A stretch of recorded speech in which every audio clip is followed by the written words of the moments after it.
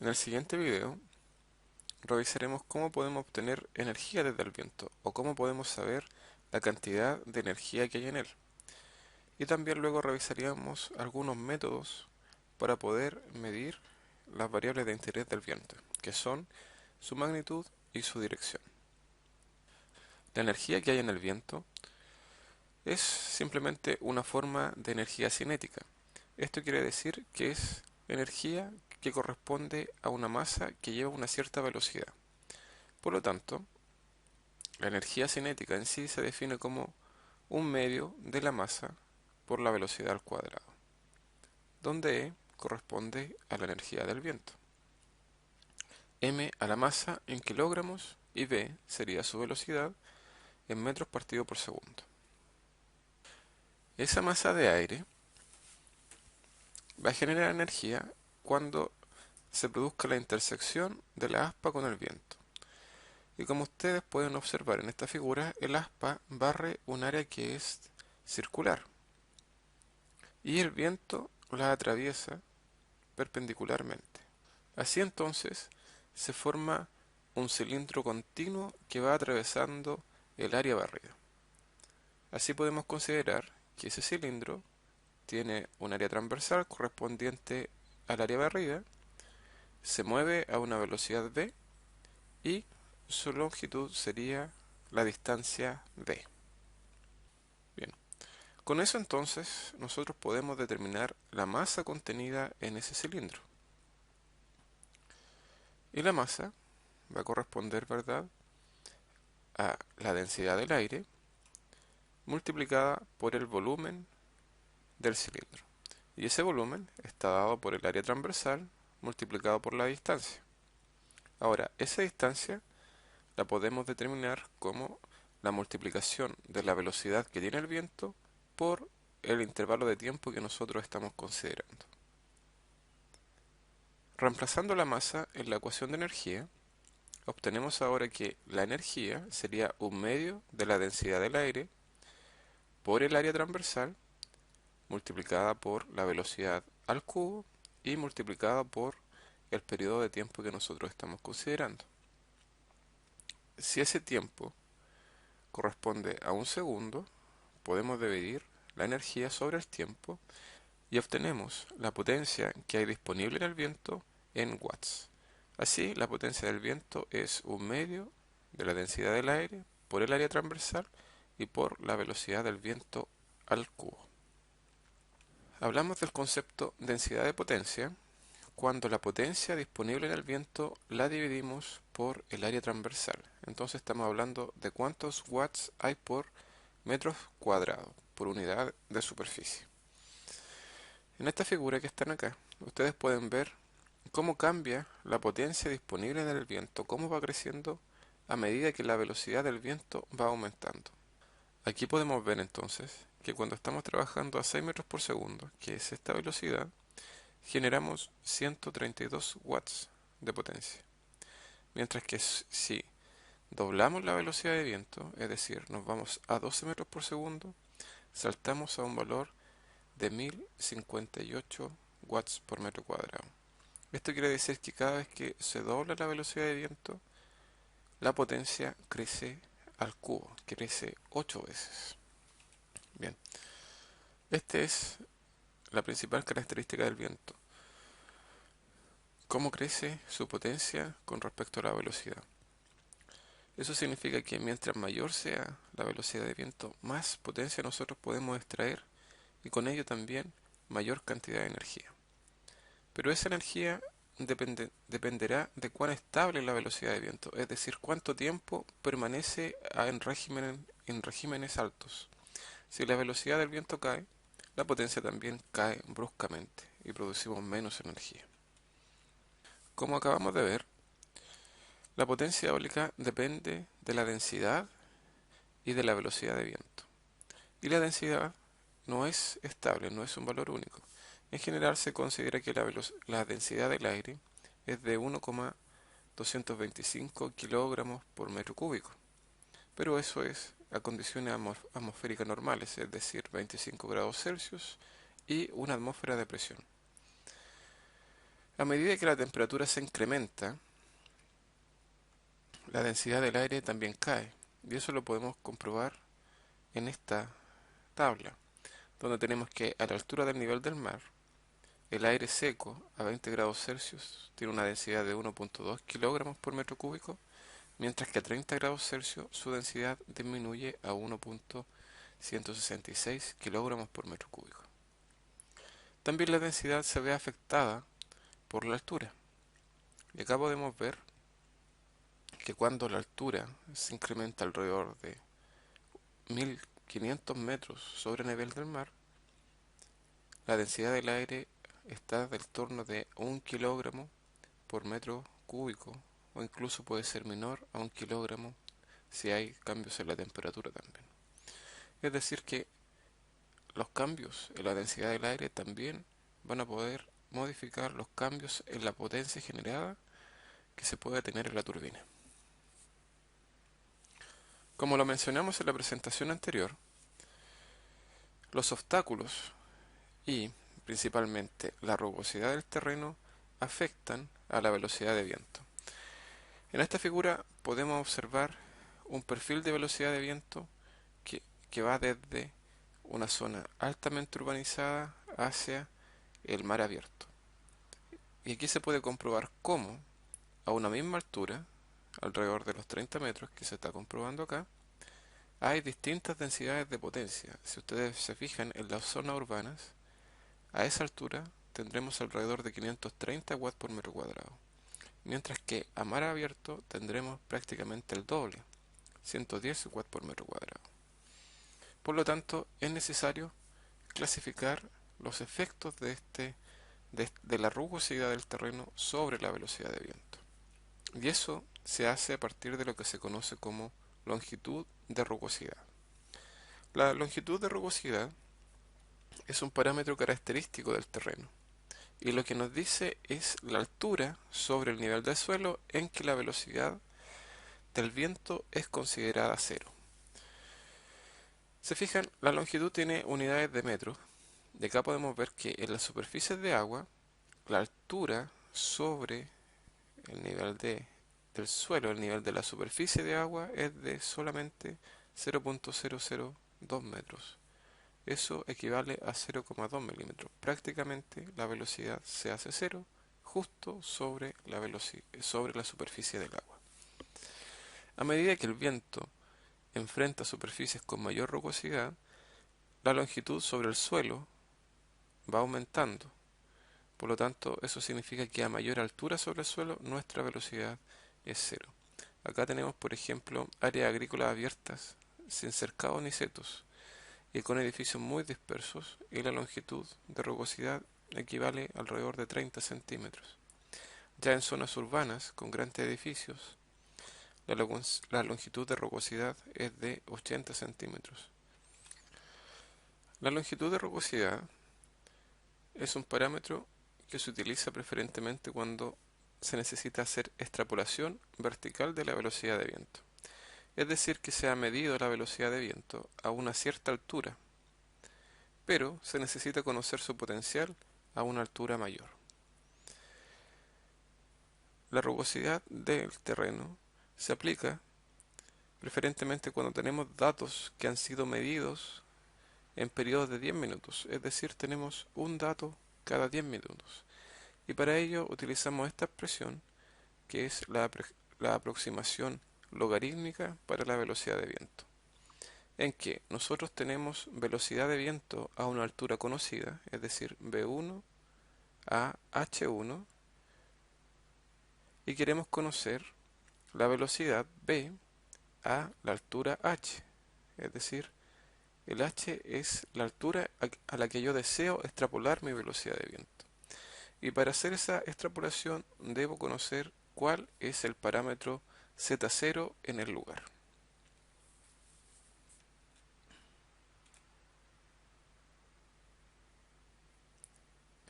Por otra parte, cuando queremos extrapolar velocidades medias que han sido medidas en largos plazos, como anuales o mensuales, se utiliza otra ecuación, conocida como ecuación potencial, que es la que se presenta acá, la que depende nuevamente de la velocidad de viento conocida a una cierta altura, h1, y nosotros la queremos extrapolar a la altura h2. Para utilizar esta presión necesitamos del parámetro alfa, donde alfa, ¿verdad?, es un valor que nuevamente depende de la rugosidad del terreno. Los parámetros de alfa son bastante variables, pero en general se utilizan valores que están del orden de los 0 a 1 y 0,3, siendo el valor típico un séptimo. Estos parámetros de rugosidad han sido clasificados y tabulados y por lo tanto están presentes en varias de las normas de turbinas eólicas. Es así que la norma chilena NSH 02946-01 también se encuentran los datos de rugosidad del terreno tabulados, tanto para el parámetro Z0 como para el parámetro alfa. En este gráfico podemos ver cómo cambia la densidad de potencia con respecto a la altura. Estos son datos que han sido medidos en una estación meteorológica en Chillán que tiene anemómetros instalados a tres distintas alturas, 10, 25 y 40 metros, que son los que se muestran a continuación. Claramente se puede observar que a mayor altura tenemos mayor densidad de potencia. En sí, el recurso en esta zona es bastante bajo. Si pueden ver, a 40 metros solamente se tienen 40 watts por metro cuadrado, lo que es relativamente pobre. Para identificar lugares que tienen buenas condiciones eólicas, se puede recurrir, en primer lugar, a observar simplemente cómo ha crecido la vegetación a lo largo del tiempo. Cuando existe una velocidad de viento prevaleciente durante largos periodos de tiempo, se van a producir deformidades en la vegetación. Esas deformidades se conocen como bandereo o flagging. Y según el grado de ese flagging, de esa deformación, se tendrán distintas velocidades medias de viento anuales. Por ejemplo, si tenemos un flagging completo, es decir, todas las ramas han sido proyectadas en una dirección, hablamos de una deformación tipo 4. Esa deformación equivale a 6 o 7 metros por segundo en promedio anual. Un flagging completo, es decir, que el árbol se encuentra proyectado al piso, es una deformación tipo 7, por lo cual tendremos una media anual del orden de los 10 metros por segundo. Cuando necesitamos conocer con mayor precisión el recurso eólico, es decir, caracterizarlo de una forma mucho mejor, necesitamos de instrumentos para la medición de la velocidad de viento. En ese caso es necesario el uso de torres de prospección, donde se pueden instalar uno o varios anemómetros a distintas alturas. El viento lo podemos caracterizar a partir de dos parámetros. Uno es su velocidad horizontal, la que posteriormente generará la energía, y otra es su dirección, es decir, de dónde proviene el viento con mayor velocidad. Para evaluar estos recursos necesitamos, por lo tanto, tener mediciones continuas de la velocidad de viento y también de la dirección. Esto se hace por medio de torres, que tienen anemómetros y veletas a distintas alturas. Acá podemos observar un sistema de medición de la velocidad de viento. Podemos ver claramente que acá tenemos una torre del tipo atirantada, que tiene, ¿verdad?, sus tensores a distintos niveles y que tiene además sensores de velocidad de vientos ubicados en la zona superior y en la zona media. Más abajo podemos observar que se encuentra la unidad de registro y almacenamiento de datos. Para medir la velocidad de viento y su dirección, lo más frecuente es utilizar el anemómetro de cazoletas. Este es un dispositivo rotativo, ¿verdad?, que genera una señal eléctrica que posteriormente es interpretada por el data logger, según el tipo o según las variaciones que se producen en esa señal eléctrica son las variaciones que también se producen en la velocidad de viento. Para medir la dirección se utiliza la veleta, un dispositivo eléctrico también que se orienta hacia la dirección del viento prevaleciente. La veleta también genera una señal eléctrica que depende de la dirección. Hay otros dispositivos que sirven para medir la velocidad de viento, como el anemómetro de turbina helicoidal que se ve acá, que sirve tanto para medir velocidad, es decir, la magnitud de la velocidad de viento, como su dirección en una sola unidad.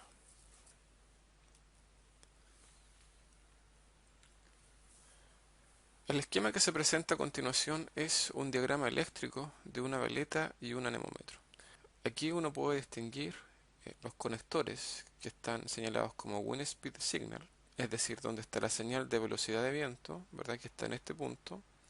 Y acá tenemos Wind Speed Reference, o sea, entre estos dos puntos tenemos la señal de velocidad. Y esa señal es producida por esta bobina que hay acá.